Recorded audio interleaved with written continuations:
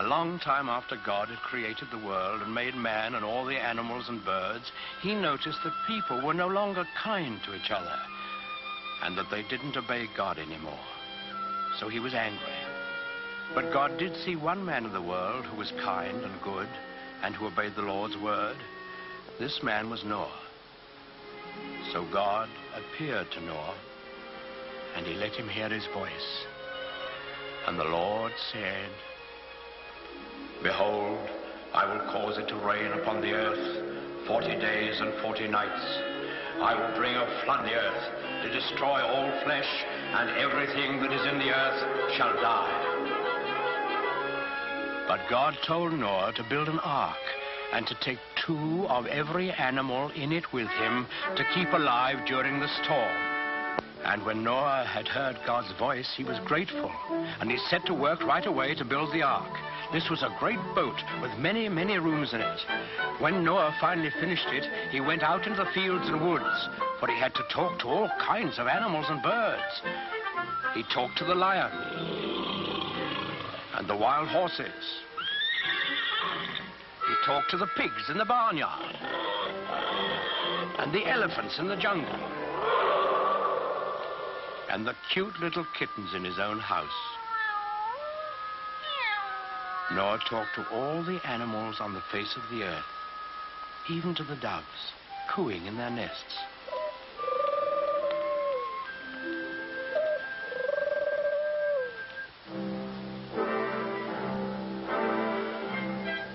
And Noah picked a mother and a father of each kind of animal and bird, and he told them to come to the ark. Well, when they were all gathered there, you can imagine what kind of a noisy crowd poor Noah had on his hands.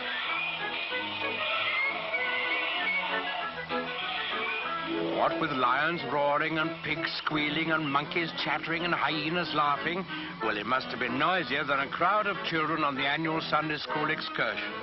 But Noah was wise and gentle, and he understood about animals, so he got them lined up in a long row, 2 by 2, and then he started them up and into the ark through the big door in the side. The bees were the last to go in, because bees have a stinger in their tails, and no animal wanted to get in line behind them. Noah stored food in the boat, and then saw that his wife and his sons and their wives were safely inside. Then he shut the big door behind him, and he bolted it so that no one could get. Then there was a flash of lightning, and the thunder roared as it never had before. Big black clouds hid the sun so that it was almost as dark as night. And out of those clouds came the greatest rain the world has ever known. It lasted for 40 days and 40 nights, as God had promised Noah. All the land was covered with water, and not a house or a living thing remained anywhere.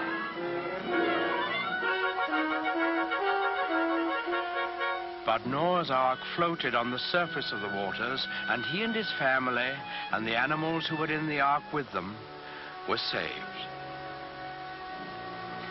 On the 40th day, the rain stopped and the sun came out.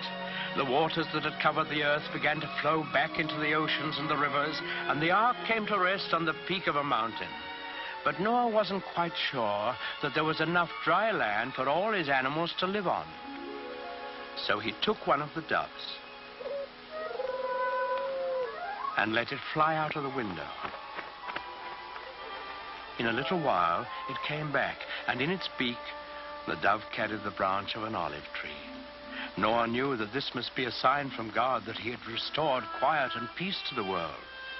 So he opened the door of the ark, and he and his family and all the animals came out on the dry land, and they praised God and thanked him. Then the Lord appeared again to Noah. He promised him that he would never again send a flood to destroy the earth. And he sealed that promise with a beautiful symbol, which he set in the sky for all of us to see. That symbol, the token of God's everlasting faith in man, is the rainbow.